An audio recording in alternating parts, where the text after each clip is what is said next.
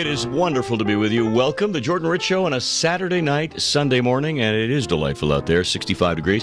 Hello to my CO, Casey O'Donnell. He's the new man in charge. When you call this program, you get my CO, and we're here on WBZ at 617-254-1030. But joining us in the first hour, as he does from time to time, is a man, a myth, a legend, a man who looks at life this way. And I don't know if you can see the way I'm tilting my head. Chuck Goldstone. I would describe that, but I'd rather not. Chuck Goldstone, author, provocateur, humorist, bon vivant. Welcome back. Mensch-like guy. A mensch-like guy, absolutely. And you look great. You have a interesting look, actually. It's part Woody Allen, part Professor Irwin Corey. But anyway, what's happening with you? Well, first of all, when I walked into the studio, I peeked in to say hello to Vanessa. And I thought to myself, Vanessa I remembered her to be a much more attractive woman. With not a lot of facial hair, but, you know. But I've now learned that it's Casey. Casey's now the person who will keep me on the air, which is kind of nice. Yeah. And how have you been? Well, I've not seen you in a while. It's been a while. I've been great. The show's going well, as hopefully people will recognize, but all is good in the home life and in the real life world of Jordan Rich these days, I'm happy to say. Most important thing of all is that people I know and love are healthy, and we're just moving forward. Well, enough about you. Enough about me, and now it's all about you. So what's new with you? I want to know it's because it's been a while since I've been here, and I don't know if you know this, but my life actually continues between our, which is a surprise to me. But yes, a friend was supposed to come, the lovely Nina. You've got a new friend. Well, she has a quality. I've tried to describe this. She has a quality heretofore absent in so many of the women that I've met in the last few years, in that she seems, for some inexplicable reason, to like me. So that's a step frequently in the right I like to bring her out in public, because the first thing people will say to you is, "You seem like a lovely person. What's wrong with you? What's wrong with you? What's wrong with you?" I was looking forward to meeting her, but she took ill. She's under the weather, actually. Tonight, she and I don't understand the phrase "under the weather," except that it's 102 and she's humid. Aren't we all under the weather technically? Technically, we are. Okay. But anyway, she's we're watching the thermometer spike, and all right, I've got a question for you right off the bat. Okay. I know you. You do know me. I know what kind of person you are. You're a lovely guy, heart of gold. Yes. But I know you to be somewhat leery about people who might have a cold or a bug. You're actually going to go... Well, no. Actually, what I did is I wrapped her in bubble wrap, yes, and shrink wrapped part of it. Good. And I've just also left some air holes. I hope. Yeah, and I had her dipped. Actually, oh, you had her dipped. We filled the tub with some kind of with a lot of Listerine, and I had a pulley system, and we just lowered her into the tub. Well, you're safe. She'll be doing fine. You're safe. And so anyway, no, we had a lovely dinner tonight. Actually, we went to a place that you and I both know, the Hellman restaurant and if I may plug them, because I love them so much. This is in Cambridge. It's in Cambridge on First Street. It's if you are going to eat anywhere, and I would say that's the place to eat, except the night I'm there. By the way, I will be announcing the nights I'm there, so don't go, because I want to be able to get a good table. Right. So my very good friend Osman, who is the manager, who always takes care of me there. He's just they're so wonderful there. Now, by the way, the cuisine, and I've eaten there, is Afghani, right? Yes, it is. And it's been around for a long time. Well, 18, 20... are you talking about Afghanistan? Not Afghanistan. It's a fairly old country, and they've been cooking food for as long as anyone there can remember. Because they do eat. They do. Yeah. They do. No, it's 17, 18 years old. I was there actually I was one of the first customers. I was there probably the first or second night they were there, and I've been going and I took... we went with you guys at one point, and the meal was... The food is very good. How do you describe the type of cuisine we're talking about? I mean, a lot of lamb and... lamb and a lot of yogurt, mint, garlic, spicy... not garlicky sauce, but some yogurty sauces, but everything is done... Everything is perfect. It's always perfect, and it's lovely. It's a kind of casual elegance to the place, and I only take, strangely enough, people who I really like. I do not ever want to sully the experience with someone who That's suggesting that you, my friend Chuck, who comes in once in a while and does you have people you don't like and you take them other places? Well, if it's marginal, some people you're saying I'm not sure. Like, when you're in the kind of single thing that I was in for, a big chunk of, like my recent life, and then you're out with somebody and you say, oh, we should go eat. Let me eat at a place where I really don't care whether we have a good time or not. Well, this is not one of those places. Let me ask you this, because I'm a very happily married man now for 30, going on 31 years. Thank you. So basically the kind of question that I would ask Wendy is, what's wrong with you? There you go. Okay. But I want to know this, because it's something I haven't had to deal with since I was a teenager. What do you do when you're out on a date with someone, first date, let's say, it's blind date maybe, and it's just going poorly? Things are not going well. I know there are things you can do to move things along. What's your technique? I feign an aneurysm. If that doesn't work, I say that I'm sorry. I look at my phone and say, "Oh, I am being called to Zaire to work with capuchin monkeys." Kissinger's on the line. I've got to go. But no. Sometimes it's dreadful, and you just want to. It would be possible to take your own life during but that's a little rash, I think. I've talked with folks who have single hotlines, things like that. We've talked about single dating, and the horror stories. The people, what they do in when they're eating for the first time with a stranger. It's amazing. Some of the table manners, things like that. I hear stories from friends, and people who are. You have to look away because it's like, have you never eaten before? Do you know how to interact with, what do we call them, utensils? No. Yeah. But this was actually an incredible meal. And they had, one of the things they have is a baked pumpkin that is the most exquisite thing I've ever had. It's just really quite wonderful. Here's what if you're going to have a last meal, that's the one you want to have.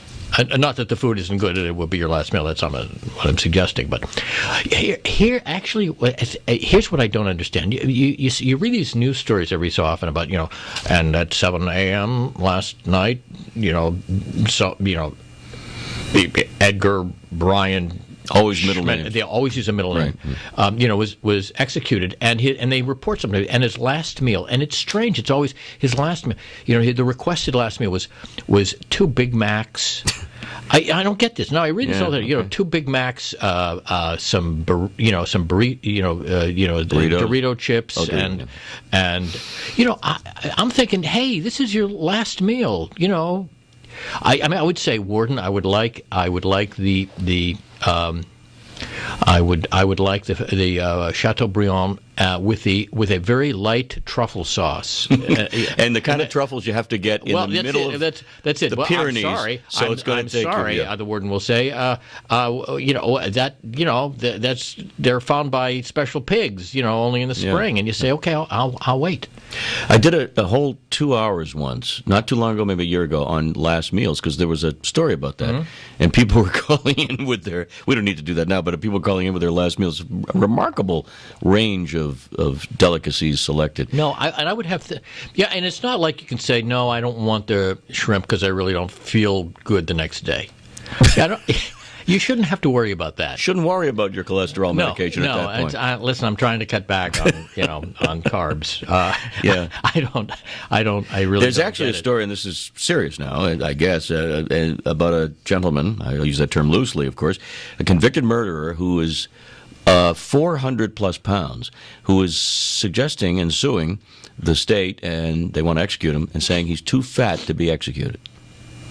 Well, in one try. I mean, if they divide him up into 200-pound parcels, then they're going to be okay. Well, his point is, I guess, and this is kind of weird, but through lethal injection, because of his heaviness, his corpulence, it would not be effective, and he would be in more pain. It'd be more torturous. I think just whack him with a big omelet pan. Okay. I think we will accommodate if you are really having kind of a problem with that. We'll drop you from a height, which gravity. Although you will although you will fall at 32 feet per second, just like the ping pong ball. Well, you've solved that problem. I'm betting on the ping pong ball. By the way, my guest is Chuck Goldstone. If you hadn't noticed, he's a charming guy. He's waxing the floor and waxing poetically here on the show. There are some things that I wanted to bring to your attention. Oh, first of all, you're a big techie guy. Are you lining up for the phone? Oh, the new iPhone? Yeah. Well, I'm not. I'm a techie guy only in that it makes my life easier. I'm not technologically adept. This is. I tend to buy the new iPhone and the new Mac when my coverage plan runs out, because I always want to know that there's a 22-year-old somewhere who can save me. So I'm always speaking with at Apple Care with hi, and they're all named. Why are they all named Jason? And they run an ad, Jasons and Trevors. When have you called a place and not had a Jason, a Trevor? Actually, those are the only two names. Those are the only two names. You call the call center in India. It's in the very thick accent. Jason. Hello, this is Trevor.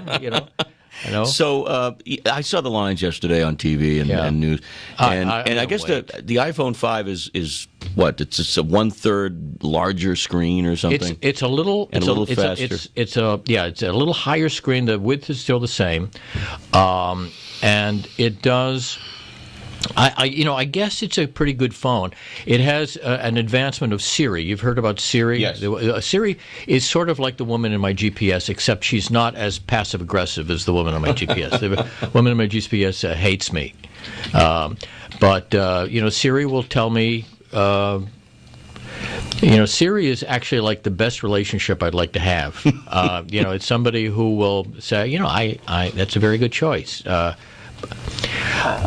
Although I got to say that the voice recognition stuff sometimes gets me, and I think I speak fairly articulately, but occasionally it will, I will do one of these, especially when you call. If you call an airline that has right now, this is fill in the blank airline. Please tell us what you would like. Reservations. Did you say? Seat size. No. I said reservations. Yeah. Did you? Was that your reservations? I say yes. Did you say yes? Now am I saying yes to you? Yes, in fact. But frequently, and I go through. Did you say Pittsburgh? Yeah. No, I said Tijuana. No, I think what you mean. There's one actually that's outstanding. UPS. Have you ever called UPS to send a package? They have the finest, really? And it's actually a person pretending to be. I'll tell you, it's, and I do this kind of work, as you know, when I'm not here. I do a little bit of this, and I must credit them. But there are other companies that do it well. How about the ones that do it poorly? Telephone systems that are. Well, when you get in those loops and you're mashing numbers, and I talk to these things sometimes as if they're actually people who annoy me, and I don't know if you realize this, but if you speak with some degree of annoyance to a recording, it's lost on it. I think it tends not to appreciate the level of wrath that you have. I'll tell you what bugs me too is when I am told to spell out the name of the person I want to reach, and I know the name of the person, Goldstone, Gold, and I spell the whole name, but I haven't listened long enough for them to say press the star key afterwards. So I press Goldstone, nothing. Yeah. And I realize you're a star. Now I have to press the star key. But it's things like that. I'm annoyed by much of that. So I tend to very quickly mash the 0, hoping. Oh, the 0. Although frequently now they're changing it to 5, and it's and what they do, which is really, I think they do this to be at the end of World War II. We had rocket, Nazi rocket scientists, Werner von Braun and company. But we also had, we had Nazi customer service people, and they came to this country to apply their diabolical ways, and what I dislike is when you get in one of these tracks that you can't get out of. Yes. And then finally it says, goodbye. Goodbye. Just throws you right out. Yeah. So, Well, it's been that way with my career in many, many public places.